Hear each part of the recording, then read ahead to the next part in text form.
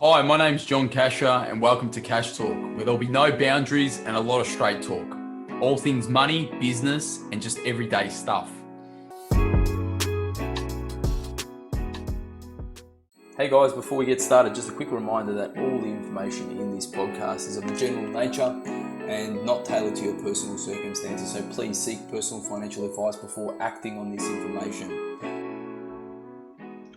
Hey everyone, and welcome to another episode of Cash Talk. Today I'm joined by executive leadership coach, chartered organisational psychologist, and member of the Forbes Coaching Council, Simi Rayat. Simi is the founder and executive leadership coach and psychologist at Wellbeing Face. Wellbeing Face is a boutique psychology coaching and consulting practice that partners with corporate leaders to elevate leadership brilliance through driving performance and engagement. Simi, thank you very much for joining me today. Thank you, John. It's a pleasure to be here with you today. Yeah, now Simi, it's actually obviously a massive passion of mine when it comes to like leadership and mindset. So I'm really eager to kind of get into this, and I personally appreciate how much of an impact this has, both on me personally and my business. So I'm really like loving to get into this. But talking about leadership and mindset, which is obviously going to be a lot about what we're talking today. Before we get into that, look, how did you get into the world of leadership coaching and psychology, and essentially like why are you so passionate for, like, or share the passion that I've got, really? Yeah. Well, John, like without giving my age away, it goes back to me being 16 years old. I left school with some pretty good results, but I left school and decided to join the workplace. So I wanted to get experience. So I joined a bank and started as a customer service assistant. Now, it wasn't any old bank. It was quite a high-tech bank in those days where they had no cash on the ground floor. Essentially, it was an air tube branch. So any customer that comes in, cash would go into the tube, you would process it, and it would go up to the cash office. So in that year, I had great experience of working on the shop floor, serving customers of all different age groups and different demographics, and then also working in the cash office upstairs, counting thousands and thousands of pounds day in, day out, and really becoming more aware of the understandings of how a business and a branch works. So I did that for a year. Really loved it, had a fantastic manager and mentor, and I was really interested in personal development. So at 16, I was reading books like The 7 Habits of Highly Effective People by Stephen Covey. Great book, would really recommend that one. And I had this, started to really develop this interest and curiosity of, well, what is all this self-development? And if we can elevate our own development, then surely we can help others to elevate theirs. And, this was something that I just continued with. And then I, thought, well, okay, got that 1 year experience. I do want to get back into education if I want to take this to, if I want to pursue this career. So then I followed my passion in understanding and getting to know people. So did my course in psychology and combined that with business management. And then I found out that you can do a degree in psychology and management and combine the two. It's very interesting how much like psychology and business management go together, and it's one of those ones that a lot of people, when they traditionally do it, don't consider it. They don't think that they're combined, but it's like anything. When you talk about sport or trying to win at something or be successful at something, Yes. there's a lot got to do with what's above the shoulders, and that is why they're very much linked. Brilliant. And, that's exactly what drew me to my course, and to realize as well that there's a pathway to go into organizational psychology that combines that commercial nous with the psychology of people really attracted me. So that's what I did, John. And then I also, as part of my studies, wanted to, again, just set myself a little bit apart from my cohort. I then organised some internships to go and work in Canada with a management consulting leadership firm. Again, saw in practice them doing amazing work and really making a difference with phenomenal leaders. And from then onwards, it just consolidated for me that this is the route that I want to go. So it's been quite, directed and specific from an earlier stage in my career. And then I've just followed that trajectory, and it's been exciting. It's been fun. I've worked with some amazing leaders and very passionate about what I do. I think the key thing for me is that it's really not about role or title. We all have an opportunity to step up and lead. And I think once we realize that we all have an opportunity to have an impact, it really changes your mindset in terms of how you show up, what you contribute, and how you also invest in yourself to develop yourself. Well, it's actually interesting. I haven't asked you this question before, and I'd love to have your take on this. But some people say that there's natural born leaders, and then there's people that maybe want to be a leader, but they believe that they're not naturally born to be a leader, so they can't be a leader. What's your take on that? Look, this is a debate that's been ongoing for a long time. From my perspective, leadership skills absolutely can be developed. There's no such thing as a natural born leader. I think there are some people that naturally work better in terms of building relationships, winning hearts and minds. Like they have a natural preference and inclination to connect with people. And that's a key component of leadership. And I think that that's where, there can be that slight difference, but it doesn't mean to say that those skills cannot be developed. Even for those that are, more kind of task focused or perhaps a little bit more introverted, don't get that energy from being around others. There's strategies, tools, ways that you can develop in those areas to absolutely elevate your leadership impact.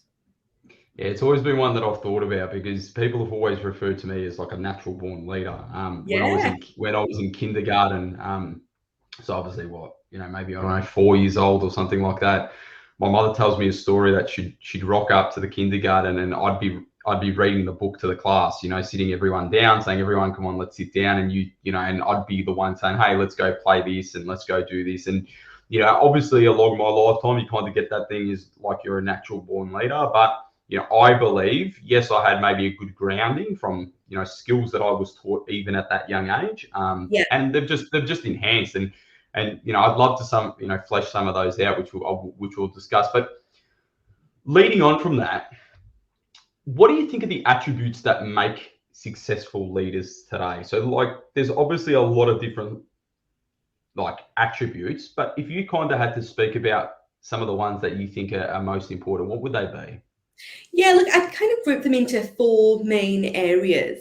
One is around the strategic thinking and agility. So as a leader, you need to be able to get your head out of the detail, look wide and far, and be able to create a vision. You need to be able to connect the dots and see where the trends are, where the patterns lie, where the opportunity and risk is. So that strategic agility is really a big piece. I think also another area then is around influencing.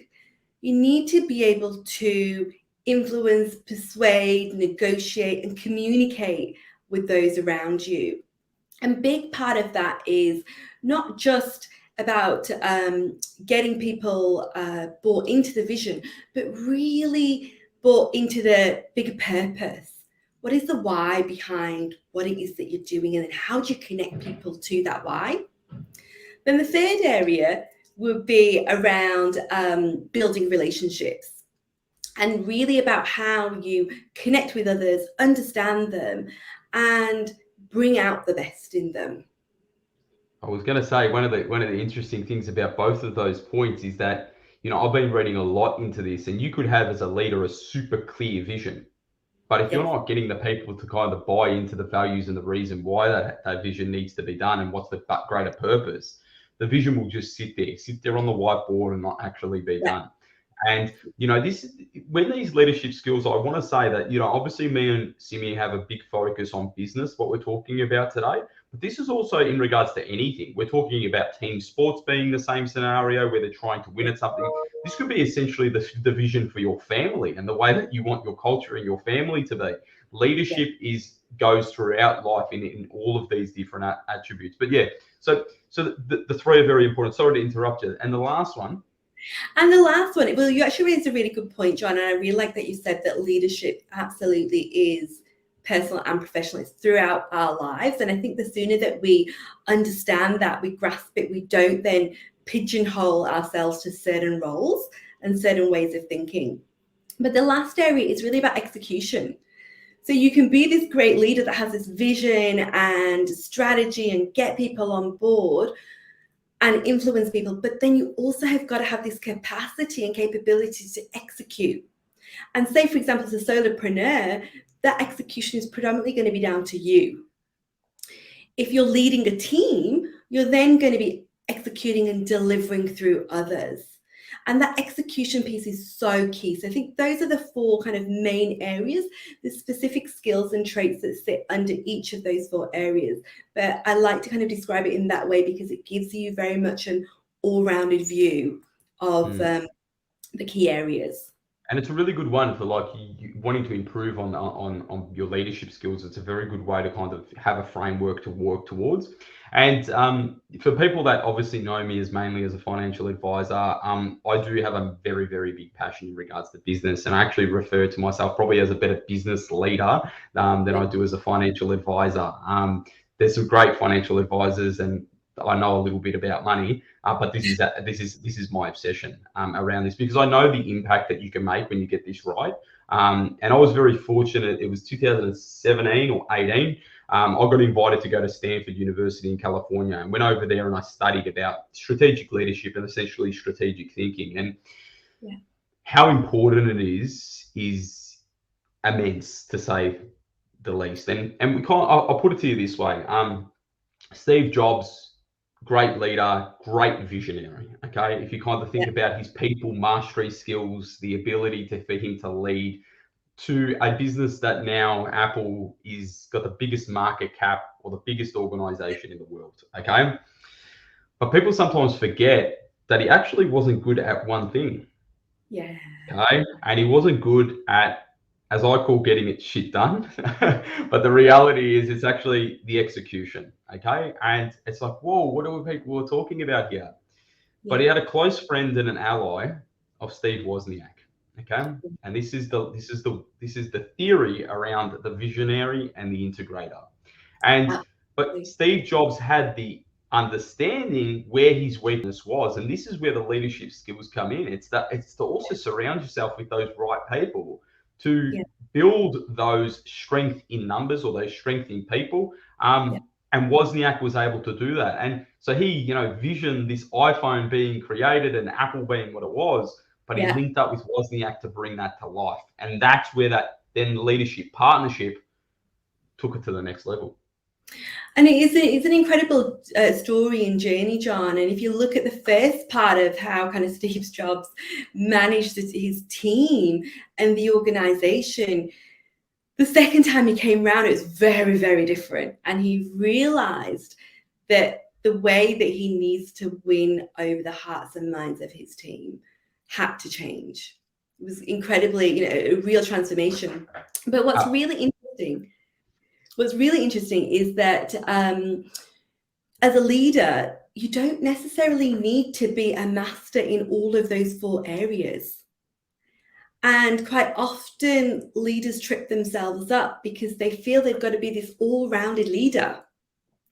And if you're an all-rounded leader, in essence, what happens is, there's a really great quote by Daniela Laporte, and she says that if you become this all-rounded leader, you round out your edges and you lose your edge.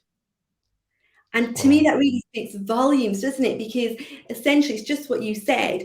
As a leader, you really need to be aware of what your key strengths are, where the gaps are, and then bringing in the right skills and the right expertise to help lift. And that combination of being strategic and visionary and executing, a great example of that.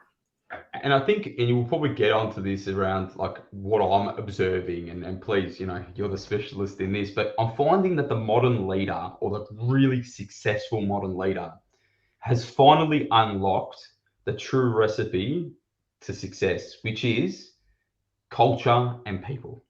And I Yeah. think that the biggest modern leaders, and you look at Apple as kind of this, it's the pinnacle of culture and people and innovation, and it's the, if you look at Google, kind of the same scenario. And I then look in my business, and for me to lead my team, which is approaching 20 staff now, it's around, I love the business, I love it, okay, and then how can I build a culture where my team loves the business? And if Yeah. we've got the visionary loving the business, we've got the staff or the team members loving the business, that's going to create a rolling effect onto the client who's now going to love the business. And isn't it a beautiful thing where you've Yeah. got an organization that is loved by everyone internally, and then having everyone externally, and that passion to then become better is integrated between internal and external pressures, or internal stakeholders, to take it to that next level. So that people mastery and that cultured mastery is now, I think, really an important factor that I'm seeing at the moment. You're right, John. Absolutely. And it's contagious. What you just described is absolutely contagious, and everybody wants to be part of it. Everybody wants to be bought into it. Everybody wants to be contributing and adding value and experiencing that. So the ripple effect only gets bigger and bigger, and the impact of the work that you guys are doing and the reach is just it's never ending, and that's what's so exciting, really exciting. And when you talk about culture and people, in today's world, absolutely, it's so key for people. If you want people to go above and beyond what they're doing, if you really want people to be invested and committed into your vision, they need to know that, one, you're invested and committed to them. It's got to be two-way. They really want to feel that John, as my leader, really understands and has taken the time to know my strengths, know my stretch areas, know the opportunities that I want to really reach for, and is going to be there providing me with that support and opportunity. And I think a sense of leadership as well too, when we're talking about this, is this sense of like wanting to also innovate and be better. And Yeah. one of the things that I find in myself and in many leaders that I speak to is awareness of themselves in regards to their own, let's call it mindset ceilings, okay? And, Yeah. self-limiting beliefs or whatever it may be. And once you can kind of smash the glass of that, glass ceiling and then go, the whole team and everything comes behind. So what do you, like, when you talk around, obviously, leadership, mindset has a role to play here, yeah? So explain to me how much of an impact the mindset has on an effective leader. John, I could talk about this all day long. Look, I think in a nutshell, absolutely. It's like the golden nugget that holds everything together. Your mindset is this golden nugget that essentially is your blueprint for how whatever happens in your external world and internal world is mirrored by what's going on in your mindset. So it's instrumental.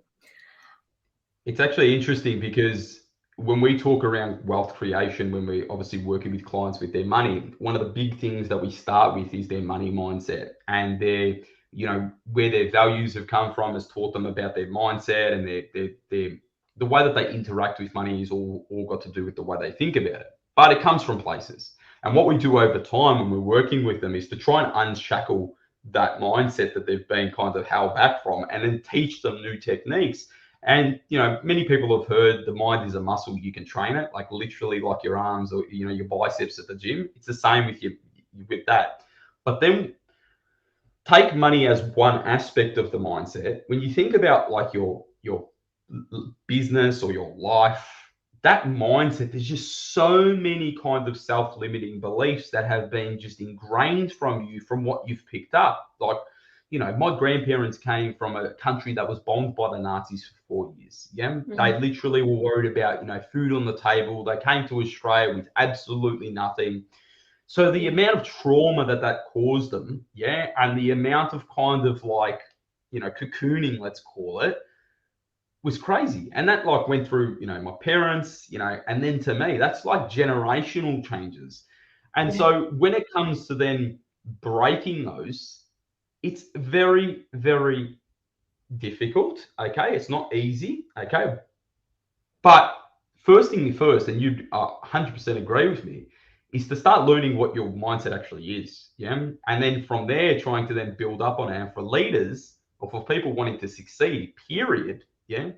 They need to be working on mindset. Yeah. And it's not something that you just work on and then it's done. It's evolving continuously as we evolve, as we develop and learn more about ourselves, push ourselves to the next level. Each level is, an awakening of another level of mastery. And if you want to conquer that mastery, it's going to require another level of elevated mindset, another new blueprint, another kind of rewriting the script, the internal narrative that we have. And you're right, look, it is hard work, but it's not impossible. And what's really good is by having really focused strategies. So a lot of my work is obviously underpinned by psychological evidence and insights. Combining that with our commercial nous, we can really put together proven strategies that really elevate you at the different stages in your success journey to make sure you've got this right mindset. This mindset that's going to absolutely be your asset, because that's what it is. If it's working for you and it's allowing you to and enabling you to get to where you want to get to, it's your asset. It's one of those interesting ones. Like I joke around at the gym with a couple of my mates and I say, there's so many people that are at the gym and they work their upper body, okay? And they're constantly doing chest and biceps and all of that stuff, and no one works their legs. And I said, I work legs nearly every day I go, because I say it's half of my body. Yeah. And the reality is that the mind, though, I'm constantly spending time on that, constantly spending time on that. And the amount of investment that goes into mindset and taking it to that next level, for me, is a must and should be done. I think when I started recognizing that the mind was a muscle and then just trying to work on my mindset and appreciating that it's not going to just happen over time, there's this constant evolution of John, and John's becoming better. And then it's infectious, because it's then around. And if you're leading teams or you're leading people or sports teams or whatever it's going to be, that is infectious. And that constant, improvement of that mindset also gives confidence to the people that are around you as well too. And I think it's something that should be, in a way, taught as early as it can, because for me it was later in my life, and obviously I think I'm still young. Hopefully I am, but I wish I learned it 10 years earlier than I did, because the amount of kind of steamrolling that would have been amazing. So you've been very, very fortunate that you've worked with a lot of leaders, and we haven't really dived into who and what, and Simi is well regarded in this field. She's worked in the UK, worked in Australia as well too. But can you name someone who has had an impact on you as a leader? Like, who's given you the biggest impact, you reckon? Look, there have been many leaders that come to mind that absolutely have had an impact. But over the last week, I have to say, in terms of what's going on in Europe, the leadership, the sheer courage, bravery shown by Ukraine's Prime Minister, I have to say I'm in complete awe. We read about it in leadership books. We teach and educate leaders. We're seeing this firsthand. as someone who is literally, not directing, not controlling from the sidelines, but is absolutely in there supporting, leading by example, and not doing anything that he wouldn't ask his people to do. And I just think it's exemplary. It's absolutely devastating what's going on in Ukraine, and it's impacting and affecting so many people. And as we're watching this from afar and feeling so helpless, seeing the way that his leadership is unfolding is really, really exemplary. So for me, being in this area and studying this area for so long and working with leaders, seeing how this is unfolding and just seeing the sheer courage, bravery, commitment, resolve, and a connection to purpose, this real connection to purpose is incredible, John. Yeah.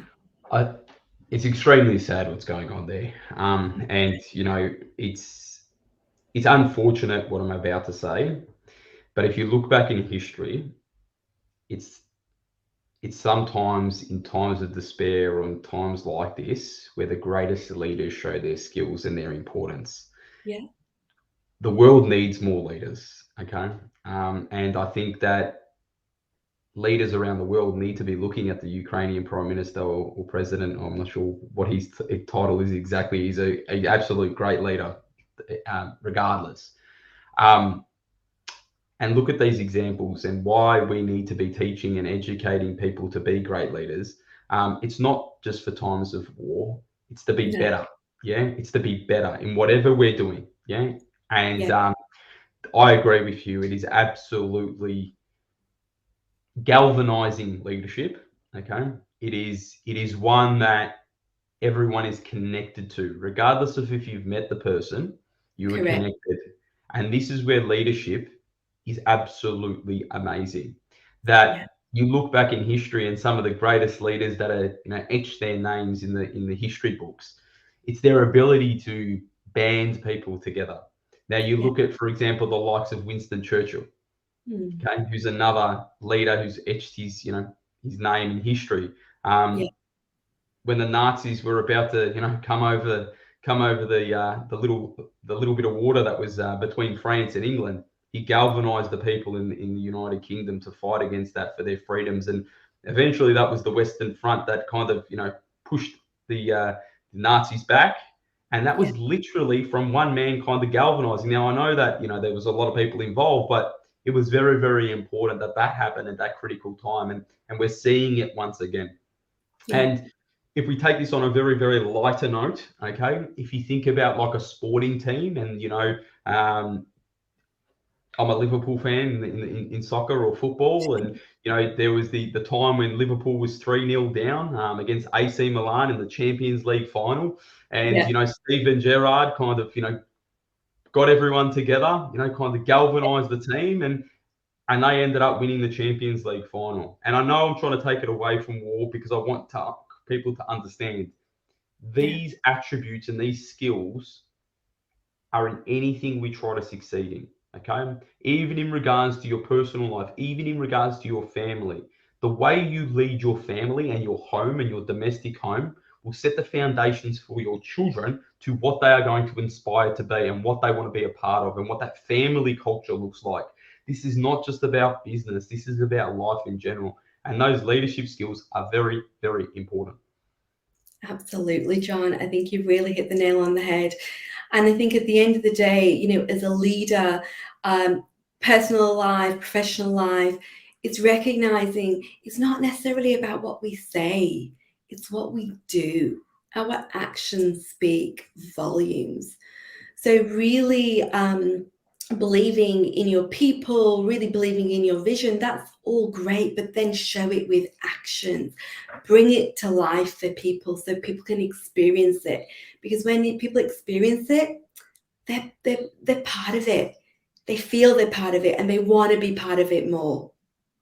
Do you think, Simi, that the biggest thing that, and even for me, I find this, is that people sometimes want to be leaders, but are scared to actually lead. They're scared if you kind of put it down to nuts and bolts. And this actually reminds me of when I went to Stanford, this is what they were teaching.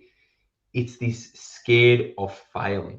It's this scared that I've put myself to lead people and that I can fail. But yet we look at these successful people, and I like to kind of use sport or whatnot. And, Michael Jordan talks about, everyone talks about me kind of shooting and scoring on the buzzer beater and kind of winning in the championships. But no one ever talks about me, all the missed shots that I did, all of the failures that I've had along the way. And, I think even with me, I used to beat myself up so much about my failures. And I want to be open in saying, as a leader, and even, the people that I'm around, is that failures are so important for a leader. Like, don't think about them as like, oh my God, I'm going to fail and everyone's going to hate me. They're going to be the people that are going to want to bring you down. Successful people and successful leaders are usually saying to you, fail more, fail often, fail quickly, fail so that you can learn new skills, new attributes to be better. Yeah, absolutely. And that learning agility is so key. It's such a key skill for any leader these days to have and to really foster in their teams and those around them. Even in our children, John, it's really about helping them to recognize that you're not going to get it right first time round, and that's fine. Let's recognize what we're doing well, what we could do better, and let's tweak and pivot your approach. Because each time you're pivoting and you're tweaking your approach, you're growing. One sec, Simi, I've just had a technical glitch. I've actually lost hearing. Just 1 second. I'll give you 1 sec. I've actually lost my sound. This is very odd, but I've actually just lost sound. Simi, I'm guessing that you can hear me. So for everyone listening, there you go. Actually, I've got my sound back, so I do apologize for that. For some reason, I've just lost hearing. Simi, on that note, with the technical glitch, to everyone, I just want to kind of express, first and foremost, the importance of leadership and mindset for everyone. Okay, Simi, for people that maybe want to reach out to you, for the people that maybe want to kind of learn more about how they can kind of, really push themselves in regards to their mindset, in regards to their leadership skills, how's the best way for people to reach out to someone like yourself? Because I honestly find it's sometimes hard to find someone. So if you can maybe help our listeners and our viewers, how do they find you? Yeah, look, I am more than happy for people to connect with me via LinkedIn or through my website, wellbeingface.com. I coach one-on-one leaders, all the way from kind of emerging leaders through to executive leaders and board members. And my work is very much underpinned by psychological evidence and insights. So it's really digging deep with each of my clients to change that internal narrative and to have a very transformative experience with their mindset and then what they're able to achieve. So the one-on-one work, and I also run programs with leaders as well. And being part of a program can also be really beneficial because you've then got an alumni and a support network of other leaders that are also driven and really eager to go through this transformative process. So please absolutely do get in touch. Yeah, done. And I'll also, in some of the links, I'll put those links in as well too. And for people that know, I've known Simi for many, many years. Obviously, I don't just try and get anyone on this podcast who I don't believe has an impact. But check it out. And obviously, today is really about the importance of leadership and mindset. And hopefully, there's been some gems that you can take away to implement in your life as well too. So, Simi, thank you very much for jumping on, and thanks everyone for listening and or viewing on another episode of Cash Talk. Thanks. Thank you, John.